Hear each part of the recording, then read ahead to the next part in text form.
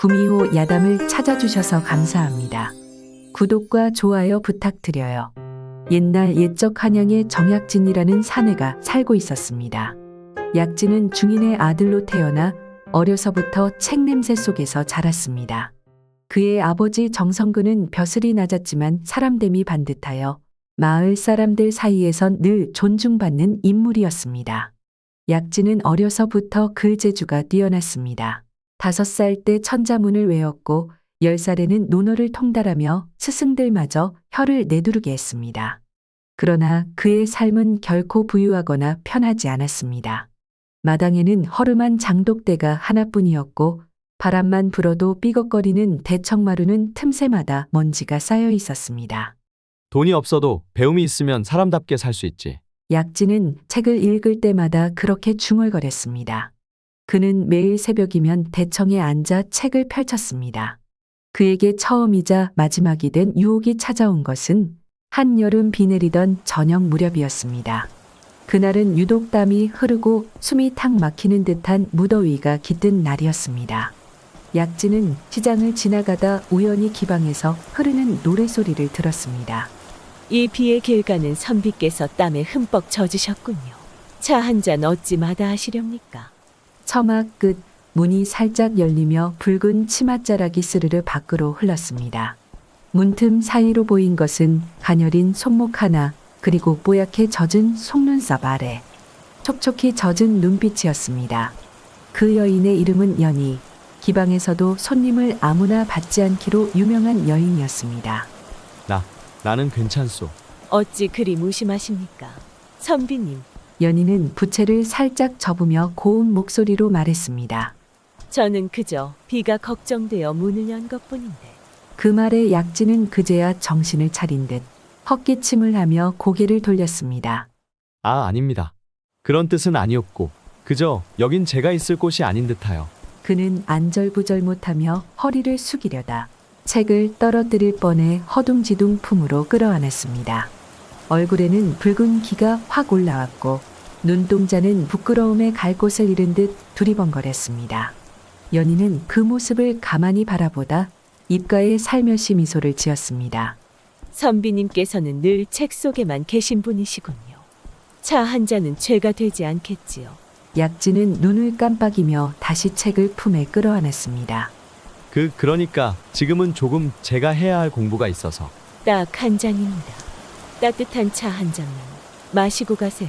책이 젖고 있으니까요. 그녀는 약진이 품에 안고 있는 책을 슬며시 바라보며 웃었습니다. 그리고 정약진의 발끝이 조용히 그 문턱을 넘었습니다.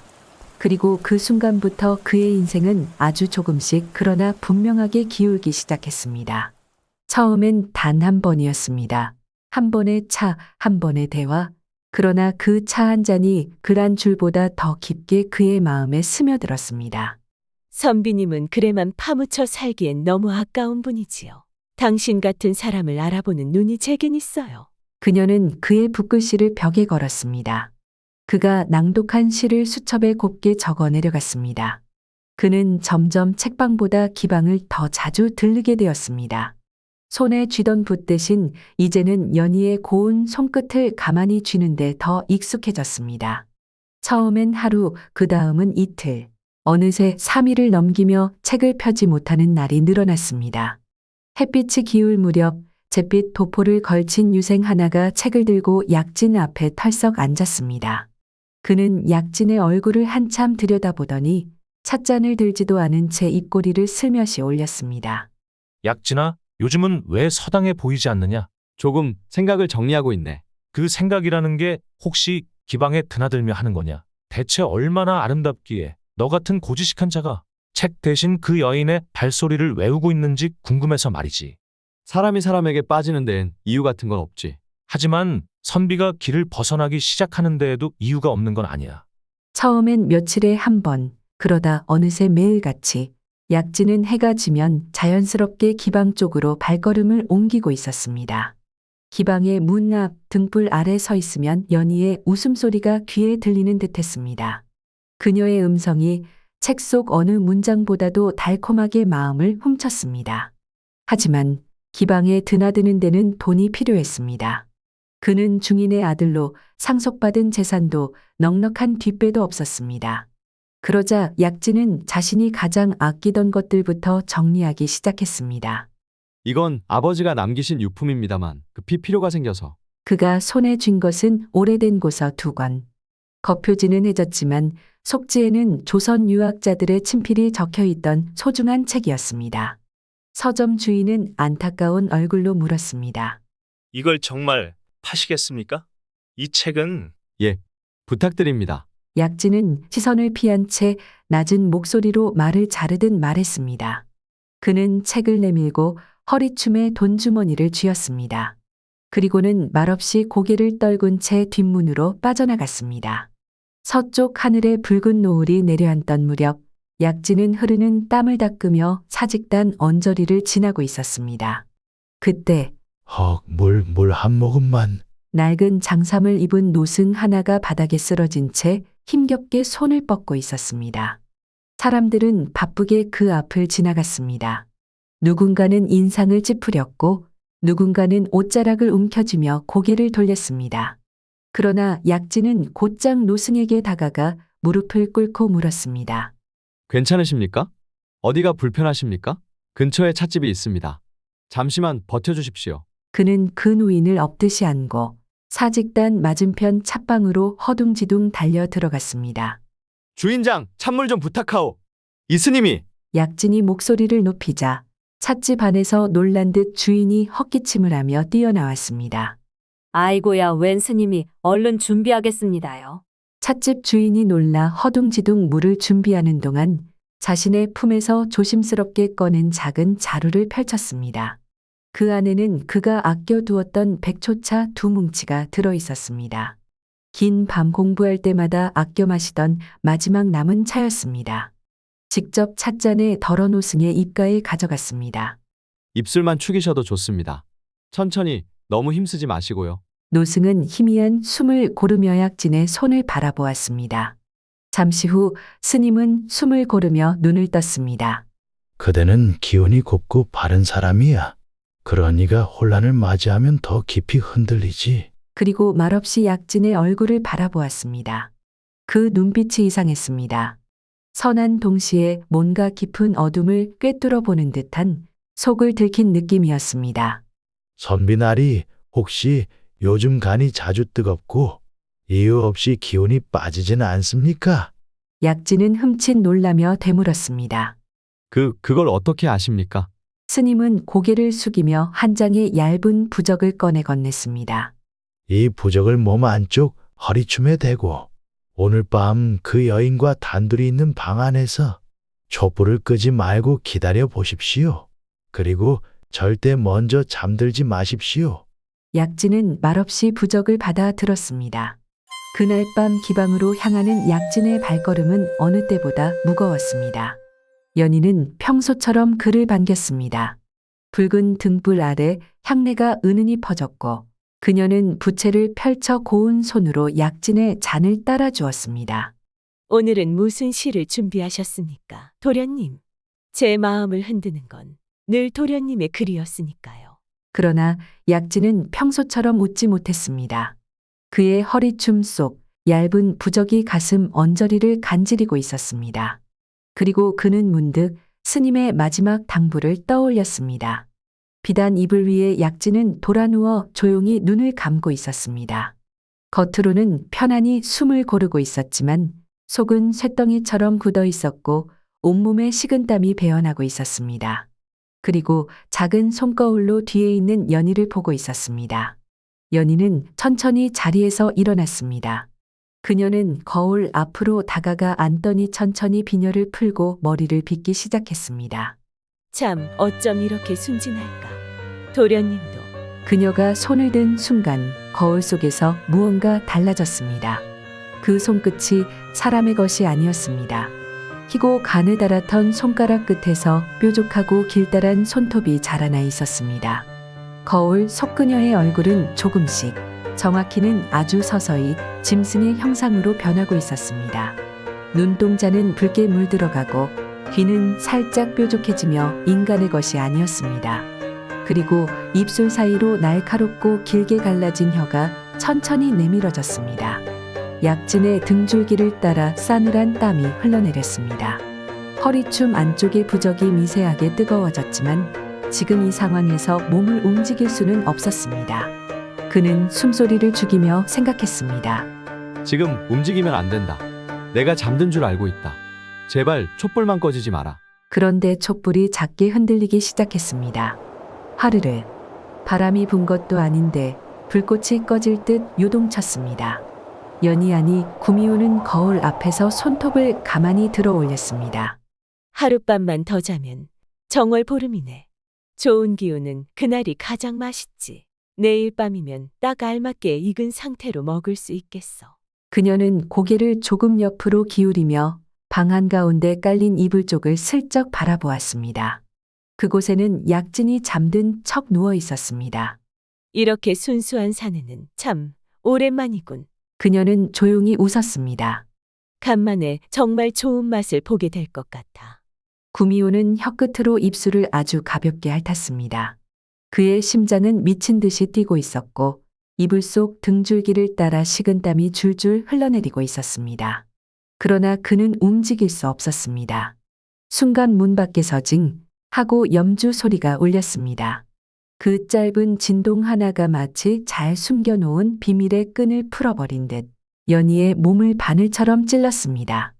흥, 연희는 천천히 입꼬리를 올리며 웃었습니다. 그 웃음은 차갑고 어딘가 포기와 아쉬움이 뒤섞인 미소였습니다. 그녀는 약진의 바로 위에 있던 손을 조용히 거두었습니다. 길고 매끄럽던 손끝에서 뻗어있던 검고 날카로운 손톱은 천천히 사라지듯 스르르 피부 속으로 말려 들어갔습니다. 오늘 밤은 인연이 조금 비껴갔군요. 그녀는 천천히 몸을 돌렸고 문 앞에 다가가 손끝으로 살짝 미닫이를 밀었습니다. 문이 스르르 열리며 밖으로는 찬 공기와 함께 밤의 어둠이 조용히 스며 들어왔습니다. 그리고 그녀는 그 안으로 말 한마디 더 없이 걸어나갔습니다. 징! 염주의 소리가 다시 한 번 멀지 않은 거리에서 울렸습니다. 약진은 방 안에 혼자 남겨졌습니다. 그는 그제야 숨을 몰아쉬기 시작했습니다. 목젖이 꿀꺽 넘어가며 그동안 참고 있던 긴장감이 한꺼번에 터져 나왔습니다. 이마에서는 식은땀이 뚝뚝 떨어지고 있었고 그 땀이 눈가로 흘러내릴 때까지도 그는 고개를 돌릴 용기를 내지 못했습니다.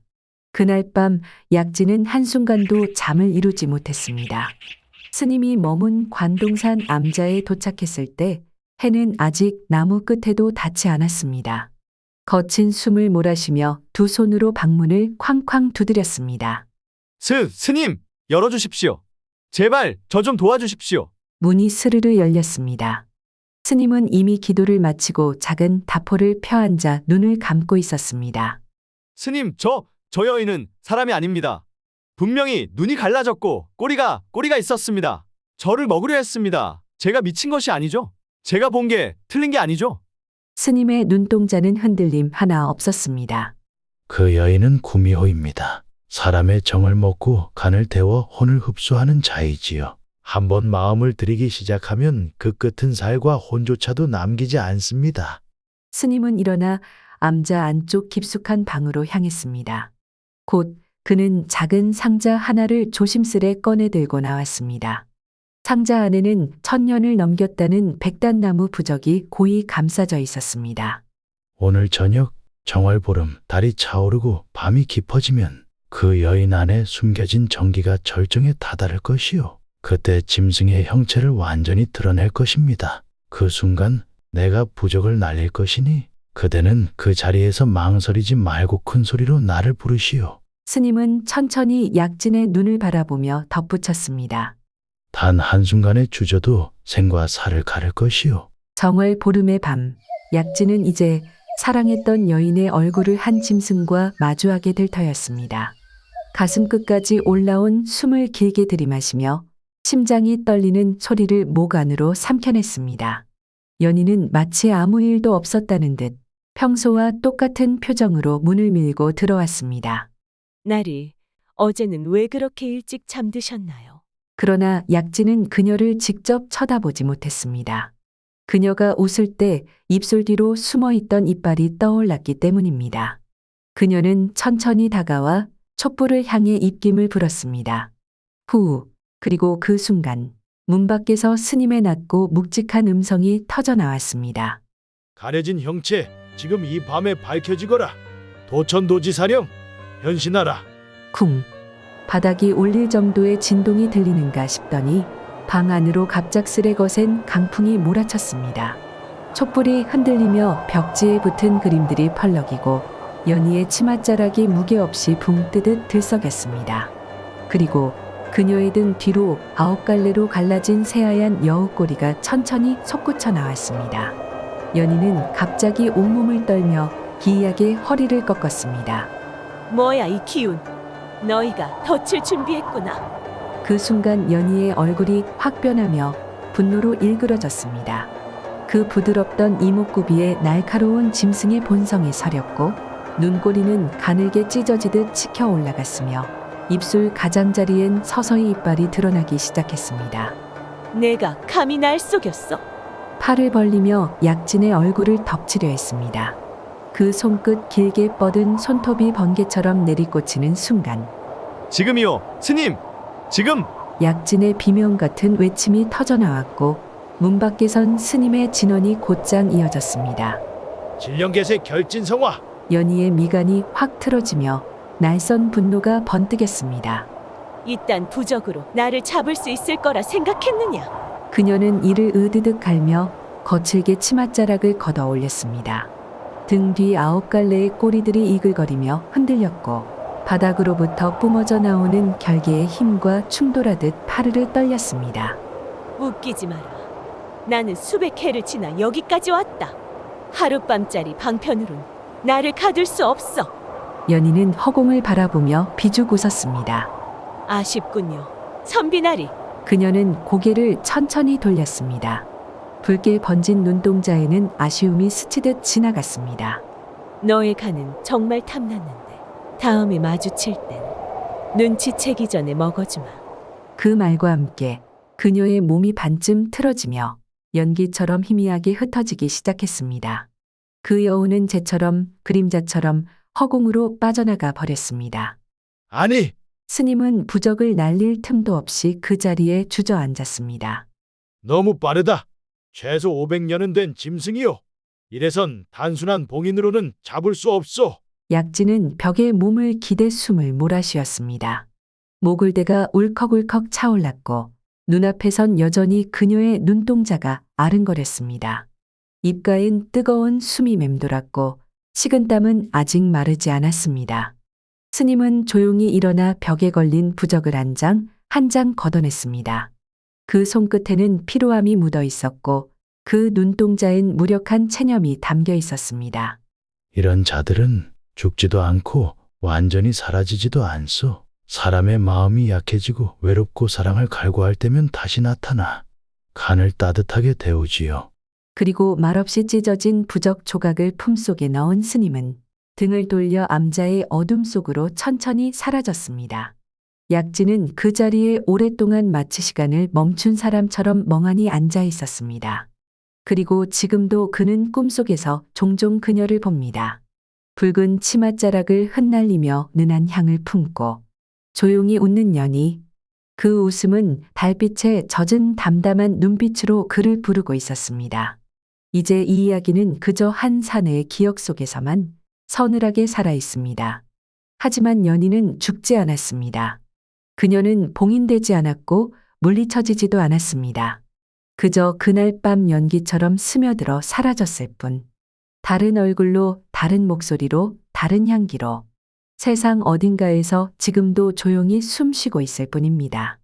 사람의 외로움을 먹고 사람으로 변장해 혼을 따뜻하게 데우는 자. 옛날 옛적 경기도의 한적한 마을 끝자락 산수유 나무 아래에 덩그러니 놓인 외딴 기와집 하나. 그곳에 한 과부가 홀로 살아가고 있었습니다. 마을 사람들은 그 과부가 언제부터 그 집에 머물렀는지 어디서 왔는지 아는 이는 없었습니다. 사람들은 그녀를 채화라 부르기 시작했습니다. 이름처럼 붉은 입술을 가진 아름다운 여인이었습니다. 말수가 적었고 웃는 모습조차 보기 어려웠지만 그녀가 골목 어귀를 지나가면 아이들도 장돌뱅이도 심지어 거친 장정들마저 말없이 고개를 돌렸습니다. 그녀의 집은 낮에는 고요했으나 밤만 되면 이상한 기운이 감돌았습니다. 작은 등불 하나가 새벽까지 꺼지지 않았고 창호 사이로 은은한 불빛이 새어나오곤 했습니다. 그 불빛과 함께 어김없이 들려오는 것은 채화의 낮은 노랫소리였습니다. 남자의 낮은 웃음소리도 섞여 흘러나왔습니다.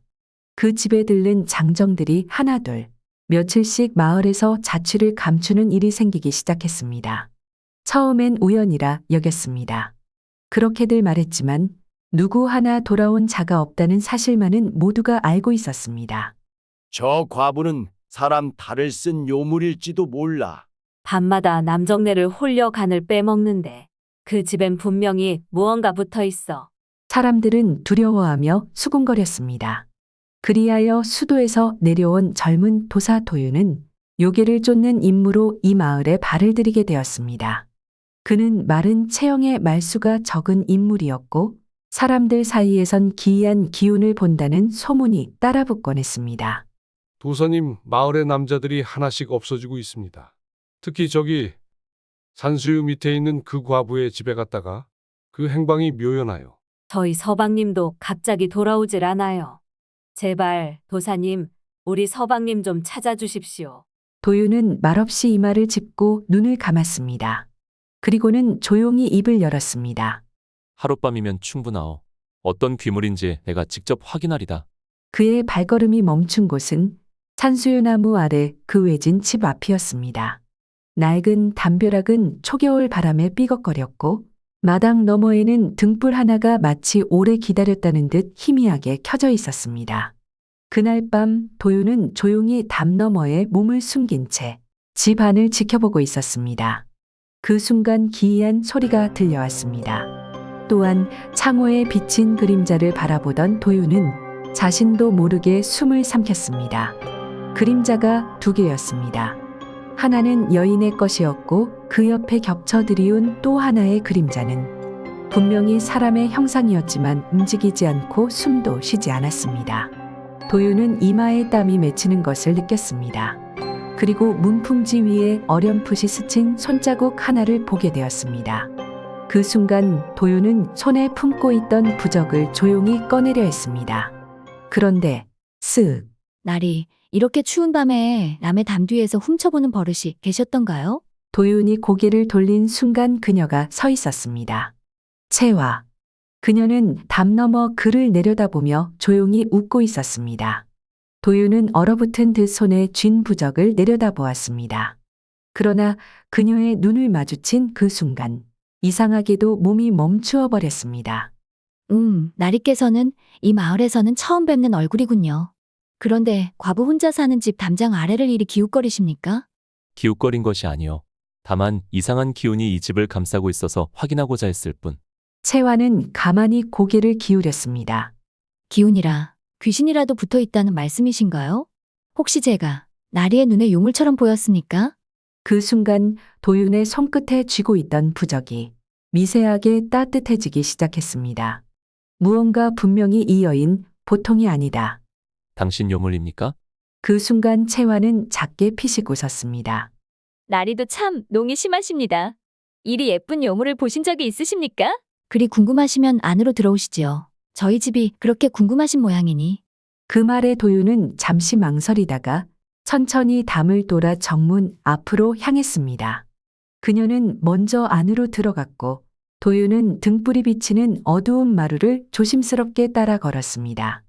그러다 그녀가 잠시 물을 데우러 자리를 비운 사이 방 한켠 조용히 놓인 오칠 상자 하나가 눈에 들어왔습니다.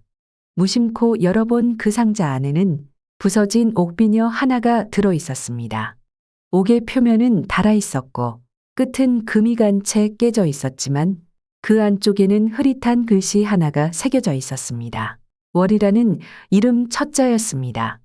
그 순간 채화가 다시 방으로 들어왔습니다. 도윤이 옥비녀를 손에 든 채 돌아보자 채화는 잠시 멈춰 섰고 그리고 조용히 입을 열었습니다. 그건 오라버니께 마지막으로 받은 것입니다. 오라버니는 저를 사람으로 대해주셨던 유일한 분이셨어요. 그녀는 그렇게 말하고는 옥비녀를 정성스럽게 다시 상자에 넣었습니다. 마치 먼지 한 톨도 닿아선 안 된다는 듯 가볍고도 조심스러운 손길로 도윤은 그 모습을 조용히 바라보았습니다. 그녀가 귀물인지 아닌지 짐승인지 사람인지보다 그 순간 느껴진 건 묘한 고요와 슬픔이었습니다. 도윤은 부적을 꺼냈던 손을 조용히 내려놓았습니다. 도윤은 말없이 그 차를 받아들었고 그날 밤은 그렇게 아무것도 밝혀내지 못한 채 한 잔의 차와 식은 등불만을 남기고 조용히 끝났습니다. 그날 이후 도윤은 발길을 끊지 못했습니다. 기이했습니다. 그는 지금껏 수많은 귀물과 마주해 왔습니다. 귀물을 마음을 둔다는 건 가장 어리석고 치명적인 실수라 여겨왔습니다. 그런데 그 여인 채화는 달랐습니다. 그녀는 누군가를 해칠 만한 살기를 품고 있지 않았고 오히려 사람의 슬픔과 고요를 긴 세월처럼 지닌 눈을 하고 있었습니다. 그건 결코 요물의 것이 아니었습니다. 어째서 나는 이 집을 자꾸 돌아보는가? 어느 날 밤 도윤은 다시 채화의 집을 찾습니다. 그녀는 말없이 문을 열어주고 따뜻한 차를 내옵니다. 그런데 그녀가 물을 데우러 자리를 비운 사이 도윤은 무심결에 마루에 들이운 그림자를 바라보다가 한순간 그녀의 그림자에 꼬리 같은 형상이 달린 걸 봅니다. 그림자는 파르르 떨리고 있었고 도윤은 손에 쥐고 있던 찻잔을 내려놓습니다. 그때 뒤에서 채화가 조용히 말합니다. 이제 보이시나 보군요. 더는 숨길 수 없을 것 같네요. 채화의 목소리였습니다. 그녀는 어느새 도윤의 바로 뒤에 서 있었습니다. 아주 가까운 거리, 숨결이 목덜미에 닿을 듯한 거리였습니다. 나리는 처음부터 누군지 알고 있었습니다. 주머니에 숨기고 있는 부적까지, 그리고 귀물을 알아보는 그 눈도요. 도윤은 천천히 고개를 돌렸습니다. 채화의 손이 어깨 너머로 길게 뻗어 있었습니다.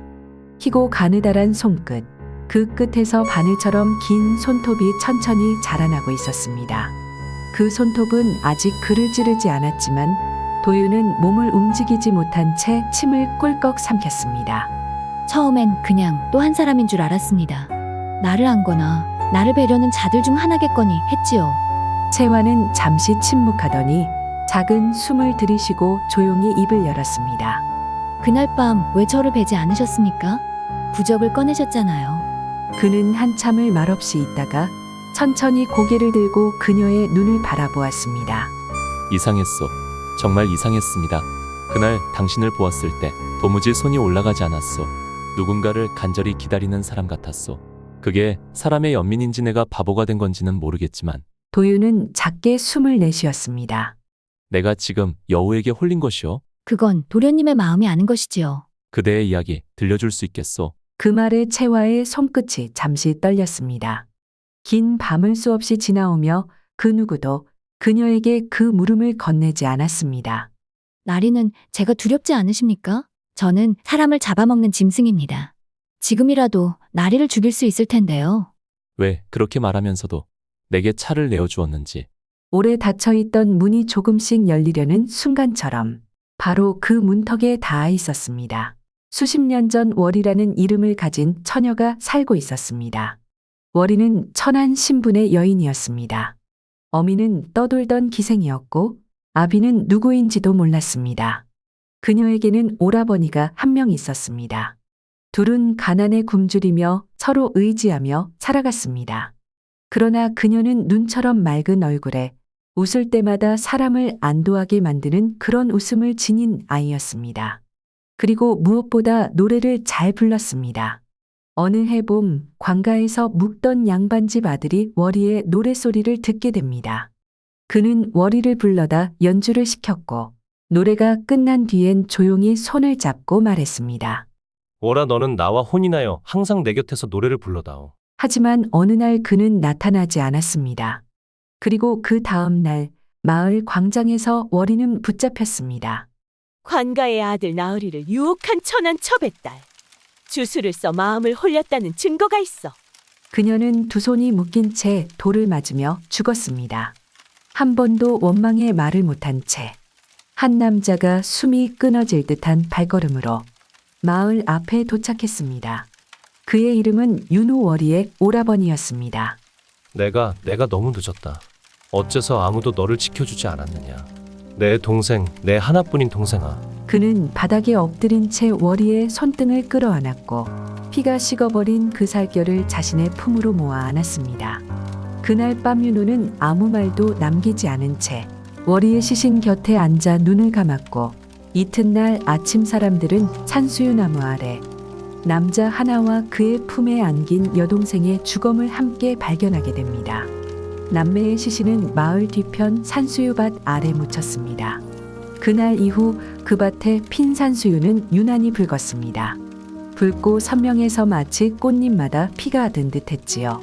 그리고 어느 겨울밤 그 무덤 언저리에 배고파 울던 하얀 여우 한 마리가 있었습니다. 그 여우는 7인 밤 무덤에 코를 대고 잠들었고 그날 이후로 그 여우의 눈빛이 사람과 닮았습니다. 그 둘은 아직 떠나지 못하고 있는 게지요. 동생은 짐승이 되어 남았고 오라버니는 그림자가 되어 남았습니다. 그게 우리 둘의 업이고 아직 끝나지 않은 인연입니다. 도윤은 그 말을 듣고 자신도 모르게 눈물 한 방울을 뚝 떨궜습니다. 그 눈물은 조용히 찻상 위로 떨어졌고 잔잔하던 찬물이 동그랗게 일렁했습니다.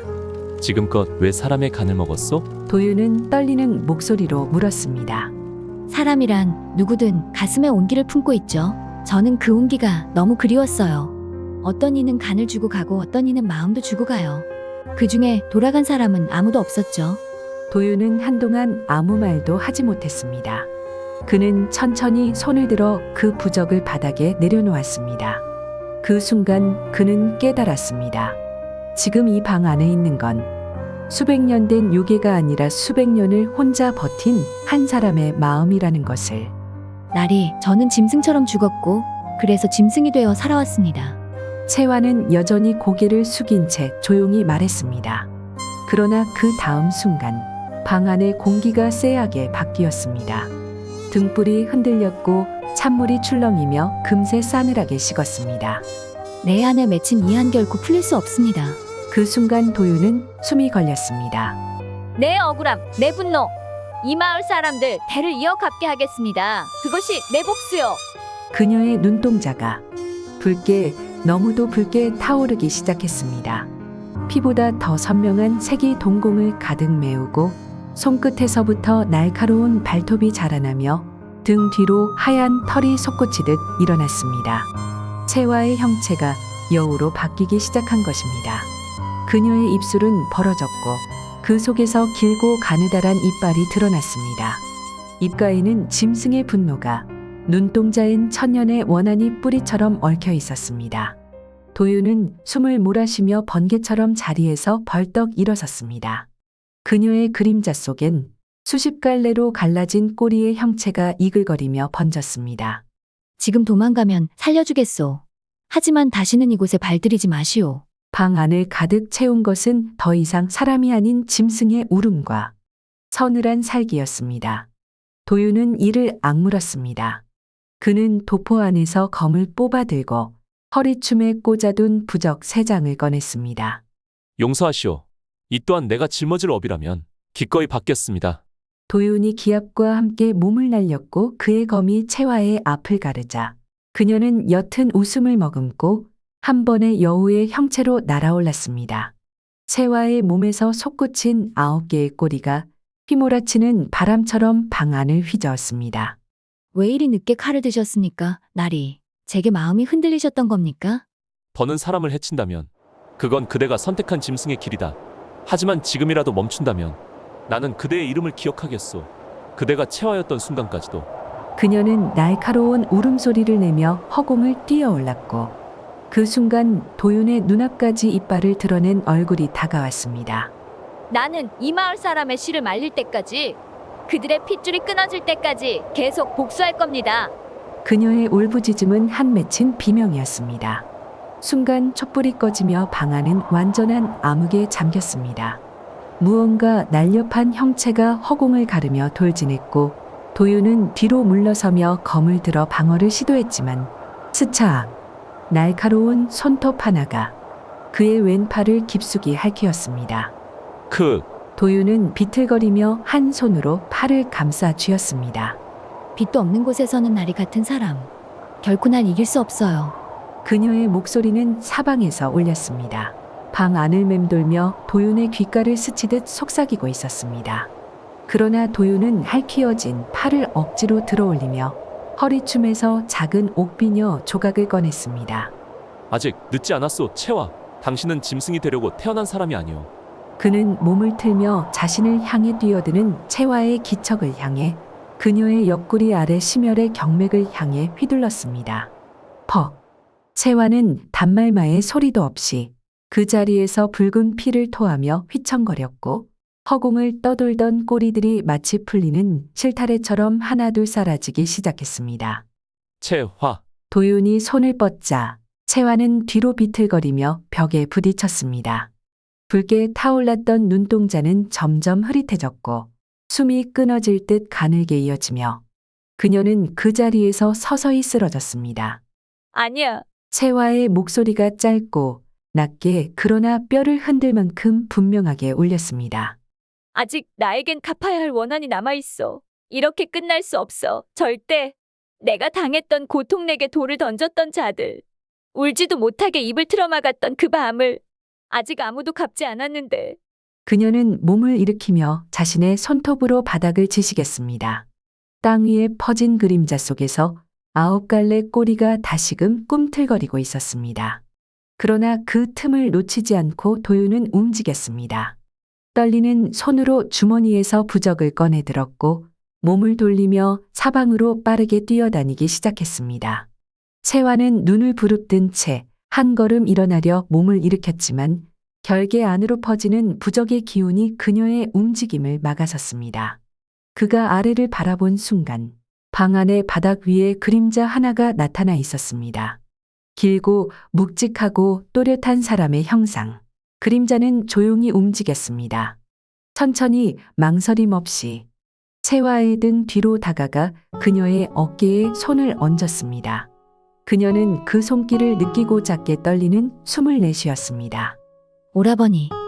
오라비가. 너무 늦게 왔다. 지켜주지 못해서 미안하다. 그렇게 혼자. 그렇게 오랫동안 아프게 살아있게 해서 정말 미안하다. 그 말의 월이는 고개를 떨구며 억눌렀던 감정을 쏟아냈습니다. 오라버니, 저는 사람이 너무 밉습니다. 저와 오라버니를 이렇게 만든 사람이 끔찍하게도 싫습니다. 저는 아직 갈 수 없습니다. 짐승처럼 죽었는데 어찌 잊고 떠납니까? 분노와 억울함이 북받쳐 그녀는 눈물을 흘리며 흐느꼈습니다. 오라, 이제 그만 놓고 가자. 네가 짊어진 한과 업보내가 다 가져가봐. 이젠 울지 않아도 된다. 오라. 그림자는 그녀의 손을 조용히 감싸 쥐었습니다. 빛도 열도 없었지만 그 손끝엔 사람의 체온처럼 따뜻한 감정이 스며 있었습니다. 도윤은 마치 그 둘이 아주 오래전부터 기다리던 작별을 지금 이 자리에서 마주하는 듯한 기분에 차마 숨조차 내쉬지 못한 채 그 모습을 지켜보고 있었습니다. 그녀는 눈을 감고 손끝에 닿은 오라버니의 그림자를 천천히 감싸 쥐었습니다. 오라버니, 다음 생에 우린 다시 만날 수 있나요? 가만히 그녀의 등을 쓰다듬었습니다. 그럼 그때도 내 동생으로 태어나다오. 다음 생에는 이렇게 찢기지 말고 이렇게 울지 말고 그때는 오랫도록 아주 오랫도록 행복하게 살아보자꾸나. 눈에서 마지막 눈물이 조용히 흘러내렸습니다. 그리고 그 순간 방 안에 그어놓았던 부적들이 작게 불꽃을 피우듯 타오르기 시작했습니다. 그 불꽃이 두 남매의 그림자를 서서히 감싸 안았습니다. 도윤은 숨을 죽이며 그 모습을 끝까지 바라보았습니다. 채화와 오라버니의 형상은 그 불빛 안에서 마치 안개처럼 흔들리더니 그대로 한 장의 부적과 함께 재가 되어 조용히 흩어졌습니다. 도윤은 그 앞에 무릎을 꿇고 조용히 이마를 바닥에 댔습니다. 그리고 아무 말 없이 가만히 두 손으로 그 재 위에 한 장의 새 부적을 덮었습니다. 그건 봉인의 부적이 아니라 기도의 부적이었습니다. 부디 다음 생에는 사람으로 태어나 사람으로 사랑받기를. 그날 이후 도윤은 말없이 마을을 떠났습니다. 집신에 묻은 핏자국이 채 마르기도 전에 그는 다시 길 위에 섰습니다. 그날 밤 이후로 밤마다 들리던 숨소리도 창호에 비치던 두 겹의 그림자도 모두 자취를 감추었습니다. 사람들은 수군댔습니다. 괴물은 사라졌다더라. 이젠 저 집도 저주가 풀렸대. 도사가 귀신을 베고 떠났다더구먼. 그녀는 괴물이 아니었습니다. 슬픔이 오래되면 살기가 되고 외로움이 깊어지면 짐승이 되는 세상에서 끝내 사람이고 싶었던 여인이었습니다. 그리고 전해지는 이야기 하나, 다음 생엔 꼭 사람으로 태어나 사람으로 살아가기를, 사람으로 사랑받기를 바라는 그녀의 마지막 소원이 바람결에 실려 오래도록 전해지고 있습니다. 옛날 옛적 한양에서 이름난 부잣집에 최연우라는 외아들이 있었습니다. 최연우는 태어날 때부터 귀한 몸으로 자라 부족함 없이 자라났습니다. 최판서는 아들 연우가 집안을 빛내기를 간절히 바랐지만 연우는 학문에는 통 관심이 없었습니다.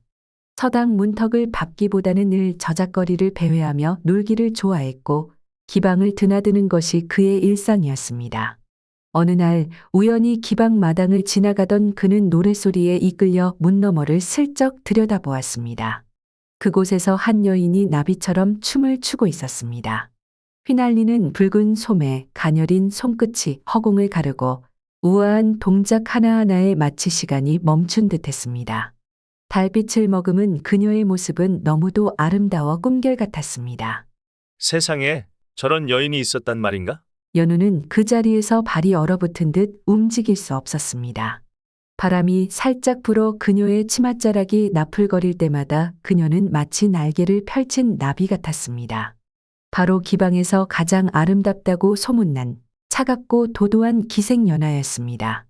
연하는 화려한 외모뿐 아니라 시와 노래에도 뛰어난 재능을 가지고 있었고 그녀를 차지하려는 양반들이 수도 없이 많았지만 누구 하나 그녀의 마음을 얻지 못했습니다.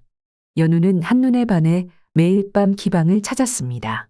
그녀에게 온갖 값비싼 비단과 보석을 선물했으며 그녀의 시선 한 번 받기 위해 돈과 마음을 아끼지 않았습니다. 그는 망설이다가 한 걸음 앞으로 나아갔습니다. 아름다운 춤이었습니다. 이렇게 늦은 밤에 저를 찾아온 손님이십니까? 아, 아니요. 저는 그냥 그렇다면 그저 저를 훔쳐보고 계셨던 것이군요. 그게 아니라 우연히 지나가다가 노랫소리에 이끌려서 우연이요? 이름을 여쭤봐도 되겠습니까? 연하는 부채로 입가를 살짝 가린 채 조용히 대답했습니다. 연화라 합니다. 홍연처럼 피어난 꽃이라는 뜻이겠지요. 연하라 아름다운 이름이군요. 도련님께서는 성함이? 최연우라 합니다. 최도련님이라 이름이 고상하군요. 그녀는 잔을 내려놓고 가만히 그를 바라보았습니다. 네, 그대가 원하는 건 무엇이든 다 해줄 수 있어. 비단이든 황금이든 말만 하시오. 내가 모두 들어주겠소. 그의 말은 당당했고 자신감에 차 있었습니다. 연하는 조용히 그를 바라보며 가늘게 웃었습니다. 도련님께서는 참 재미있는 분이시군요. 하지만 저는 그런 것들은 필요 없습니다. 저는 진실된 마음을 원합니다. 세상엔 많은 사람들이 저를 찾아와 값비싼 것들을 내미며 호의를 보이지만 정작 그들의 말에는 진심이 담겨 있지 않더군요.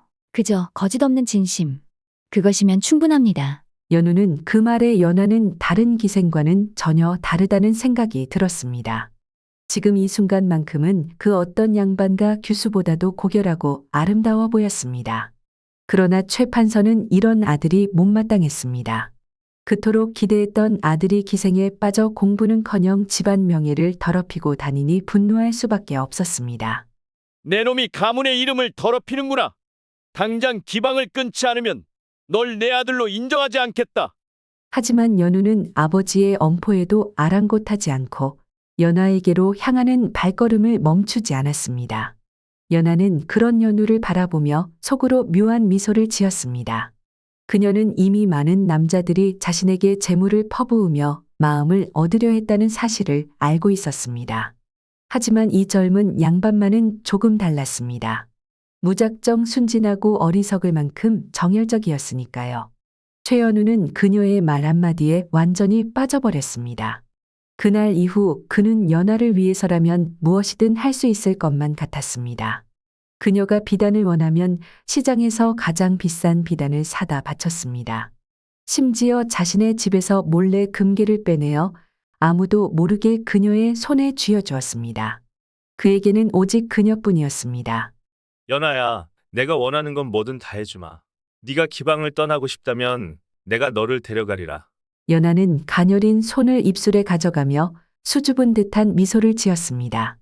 도련님, 저 같은 천한 여인을 위해 그렇게까지 하신다면 전 도련님을 위해 제 모든 것을 바칠 거예요. 그는 그녀의 손을 꼭 붙잡으며 애타게 속삭였습니다. 그러나 최대감은 아들의 방탕한 생활을 더 이상 두고 볼 수 없었습니다. 저 기생년에게 가산을 탕진하다니. 최연우는 무릎을 꿇고 필사적으로 애원했습니다. 아버님, 연하 없이는 살 수 없습니다.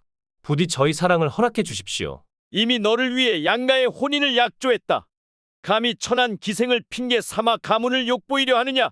그는 아연실색하며 떨리는 목소리로 되물었습니다. 그게 무슨 말씀이십니까? 전 연하와 혼인할 것입니다. 다른 누구도 아닙니다. 이번 달이 지나기 전에 혼인을 치를 것이다. 그리 알고 다시는 기방에 들락거리지 말거라. 최연우는 숨이 막혀 오는 것 같았습니다. 머릿속이 새하얘졌고 가슴이 쿵쿵 뛰며 심장이 조여들었습니다.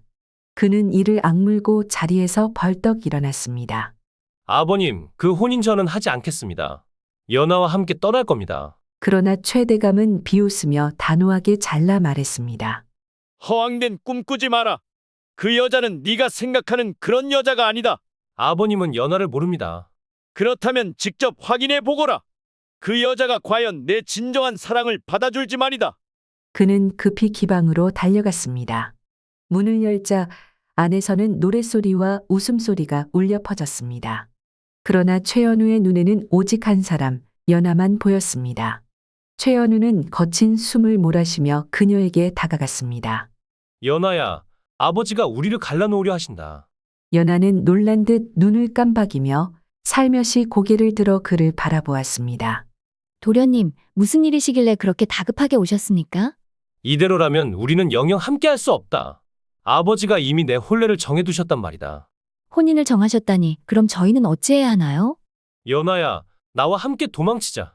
한양을 떠나 아무도 우리를 찾지 못하는 곳에서 다시 시작하자. 도련님, 정말 그러실 수 있습니까? 모든 것을 버려야 할 텐데요. 너만 있다면 나는 어떤 것이든 버릴 수 있다.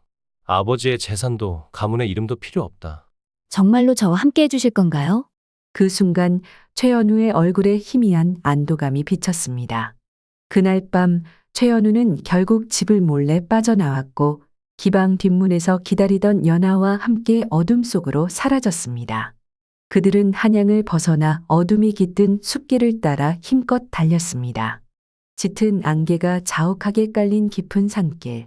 나무꾼과 연하는 이미 숨이 턱까지 차올라 가쁜 숨을 고르며 천천히 걷고 있었습니다. 온몸에는 땀이 흥건했으며 밤 공기는 차갑게 피부를 스치고 있었습니다.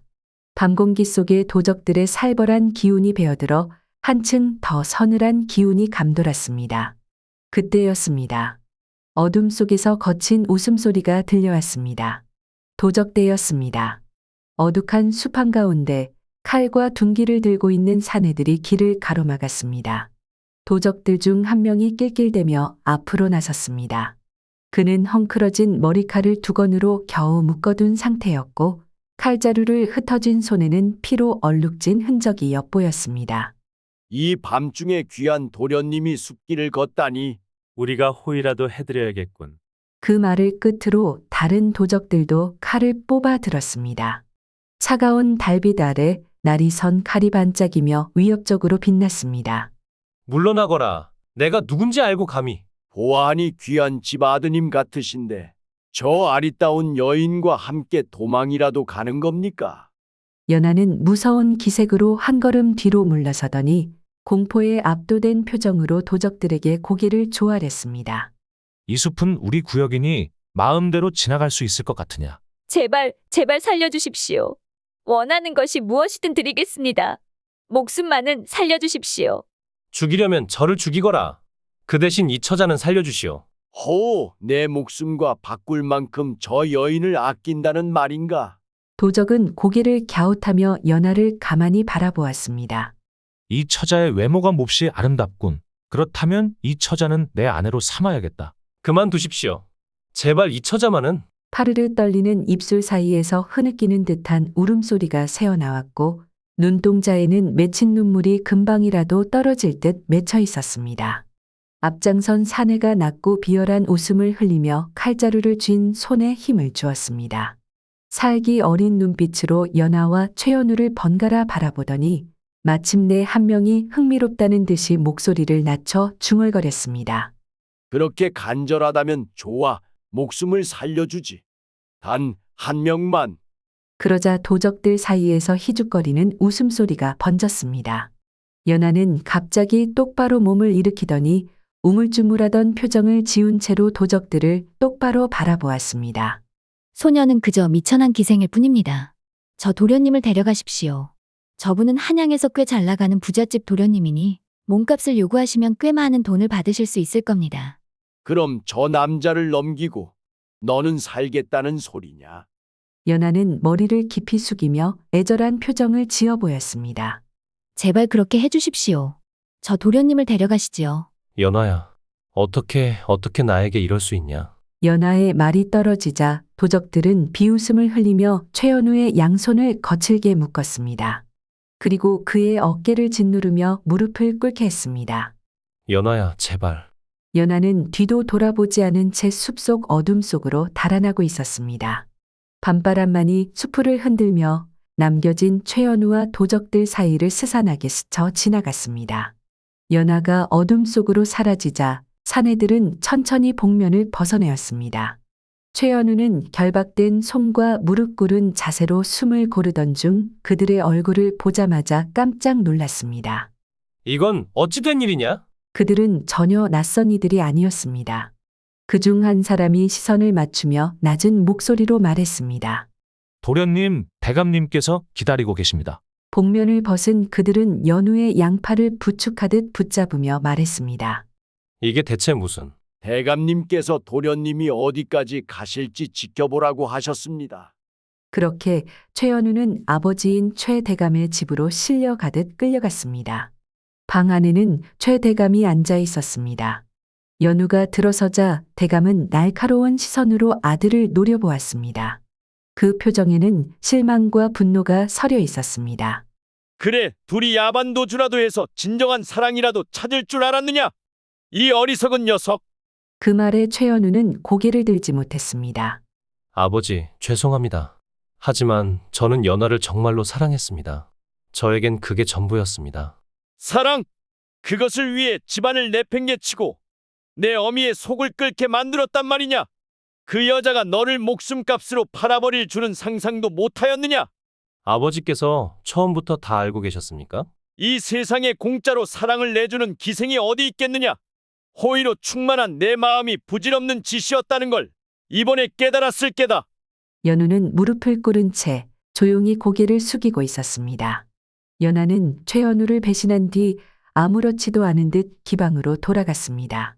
그녀는 마치 아무 일도 없었다는 듯 화려한 옷차림으로 손님들에게 술을 따르고 춤을 추며 환한 웃음을 흘렸습니다. 그날 밤 기방 안에는 다시 풍악이 울렸습니다.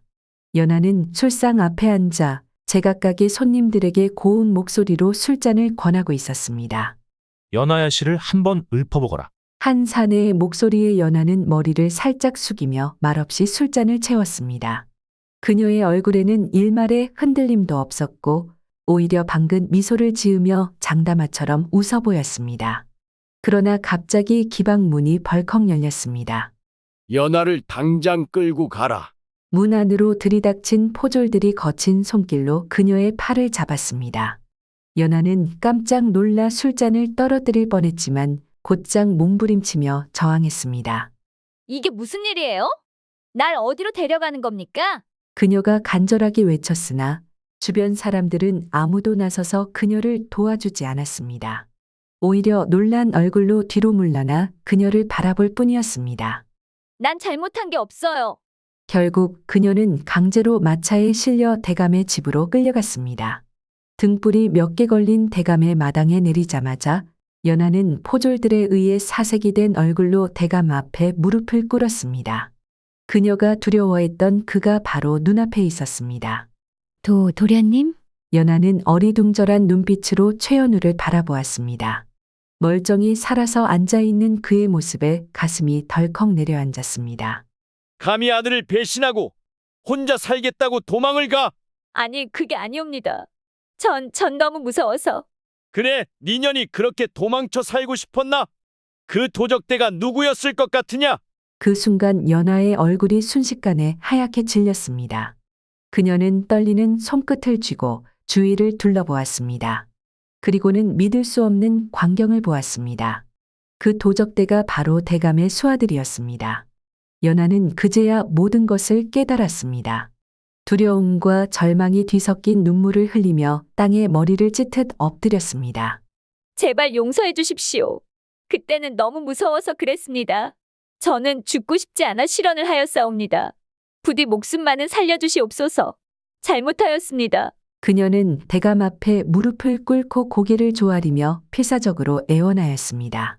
눈물로 범벅이 된 얼굴은 창백하게 질려 있었고 손끝은 떨리고 있었습니다. 네 목숨을 살려주길 바라는 것이냐? 그 말에 그녀는 더욱 깊이 머리를 숙였습니다. 그럼 네가 가진 모든 것을 가져오거라. 결국 그녀는 지닌 모든 보물꾸러미를 풀어놓으며 오열했습니다. 그동안 애지중지 모았던 온갖 보석과 금덩이들이 대감의 수중으로 들어갔습니다. 그녀는 떨리는 목소리로 중얼거렸습니다. 이제 저는 무엇으로 살아야 합니까? 대감은 조소를 흘렸습니다.